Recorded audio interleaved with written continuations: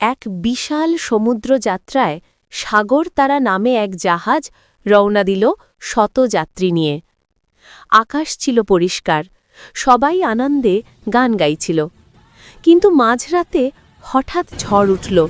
বজ্রপাত, প্রবল ঢেউ আর বাতাসের তাণ্ডবে জাহাজ কেঁপে উঠল। ক্যাপ্টেন চিৎকার করলেন, সবাই লাইফ জ্যাকেট পরো।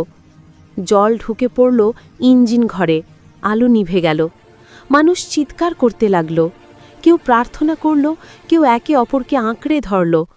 অবশেষে জাহাজটি ঢেউয়ের ভিতর হারিয়ে গেল।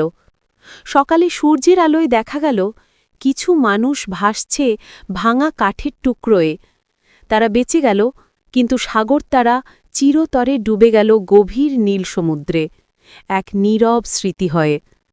শিক্ষা: প্রকৃতির সামনে মানুষের ক্ষমতা ক্ষণস্থায়ী, কিন্তু সাহসী দেয় বাঁচার আশা।